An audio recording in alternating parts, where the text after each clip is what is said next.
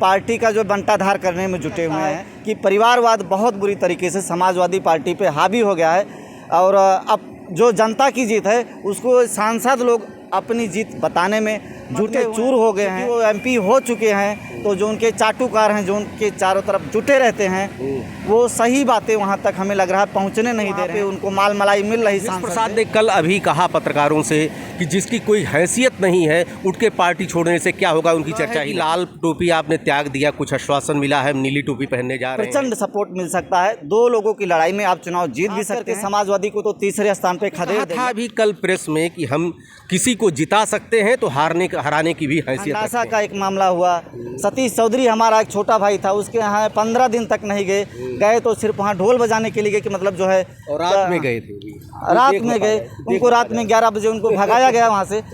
जरा सी ठेस ने हस्ती बिखेर दी मेरी, बड़ा गुरूर था मुझको कि आईना हूँ मैं। मिल्कीपुर चुनाव के परिप्रेक्ष्य में एक बहुत बड़ा धमाका हुआ है। सूरज चौधरी ने 500 समर्थकों के साथ कद्वार नेता, एक युवा नेता कहे जा सकते थे, उन्होंने आज सपा को जो है त्याग दिया। आखिर क्या कारण रहे कि जो आदमी इतनी उम्मीद लगाए बैठा था, इतने दिनों से संघर्ष कर रहा था, और वो भी ऐसे मौके पर जो कि चुनाव नज़दीक है। मिल्कीपुर का 7 विधानसभाओं में सपा हार चुकी है। भाजपा 7 सीटों पर विजय उसने हासिल किया और 2 सीटें सपा ने गंवा भी दी। परिवारवाद मुख्य रूप से उत्तरदायी रहा। आखिर 3 महीने बाद उन टिकट घोषित हुए। अजीत प्रसाद का भी 2-3 महीना हो गए, आज कैसे होश में आए सूरज चौधरी जी, उसको जानने की कोशिश करेंगे। सर, क्या कारण रहा?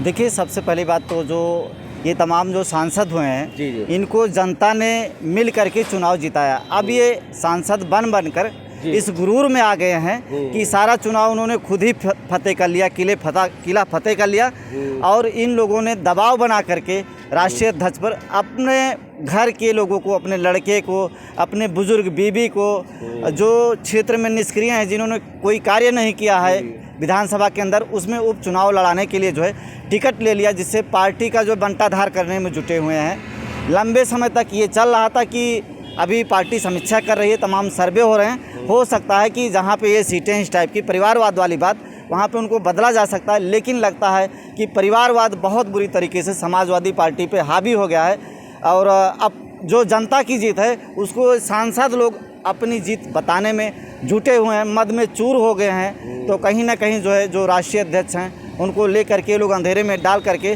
अपने निष्क्रिय, चाहे बीबी हो या लड़का हो, उनको टिकट दिला करके पार्टी का सत्यानाश करने में जुटे हुए हैं। और तमाम बातें थी, मेरे को भी आश्वासन मिला हुआ था कि आपकी बात भी राष्ट्रीय अध्यक्ष तक पहुंचाई जाएगी, लेकिन चूंकि वो एमपी हो चुके हैं तो जो उनके चाटुकार हैं, जो उनके चारों तरफ जुटे रहते हैं, वो सही बातें वहाँ तक हमें लग रहा है पहुँचने नहीं दे रहे हैं, क्योंकि वहाँ पे उनको माल मलाई मिल रही सांसद से, इसीलिए उनको हार जीत से कोई मतलब है नहीं है। अवधेश प्रसाद ने कल अभी कहा पत्रकारों से कि जिसकी कोई हैसियत नहीं है उठ के पार्टी छोड़ने से क्या होगा, उनकी चर्चा ही न कीजिए। ये पूरी तरीके से सत्य है। माननीय श्री अवधेश प्रसाद जी बहुत बड़े लीडर हैं और उनके सामने मेरी कोई हैसियत नहीं, इसमें कहीं कोई दो राय नहीं।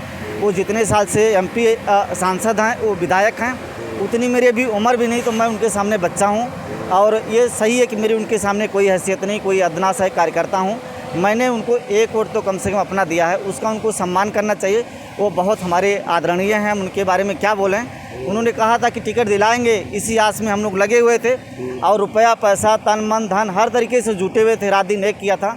आखिरी तक वो मेरे को बोलते रहे, आशा टूट गई, निराशा आ गई, तो माननीय मंत्री जी का जो है मजबूरी में हमें जो है साथ छोड़ना पड़ा।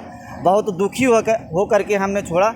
और जो मंत्री जी कह रहे थे कि हमारी कोई औकात नहीं, रियल में मेरी उनके सामने कोई औकात नहीं, मेरी कोई हस्ती नहीं है। वो कहाँ विधायक, जितनी हमारी उम्र उससे ज़्यादा के विधायक, तो मैं कुछ नहीं हूँ, मैं तो उनके सामने मिट्टी का तिनका हूँ। ये सुना है कि लाल टोपी आपने त्याग दिया, कुछ आश्वासन मिला है, नीली टोपी पहनने जा रहे हैं, भीम आर्मी की तरफ मेरा इशारा है। नहीं, अभी ऐसा कोई आश्वासन नहीं है। तमाम मिल्कीपुर के जो हमारे साथी हैं उनकी इच्छा है कि मैं भीम आर्मी से चुनाव लड़ूं। उनका ये भी कहना है कि अगर आप चुनाव लड़ते हैं तो बसपा का जो बेस वोट है और तमाम जो आपके युवा साथी हैं जो 15 साल से मिल्कीपुर के आपके स्थानीय होने की वजह से आपका इंतज़ार करें, उनका आपको मतलब बहुत प्रचंड सपोर्ट मिल सकता है। 2 लोगों की लड़ाई में आप चुनाव जीत भी सकते हैं। खास करके समाजवादी को तो तीसरे स्थान पे खदेड़ देंगे।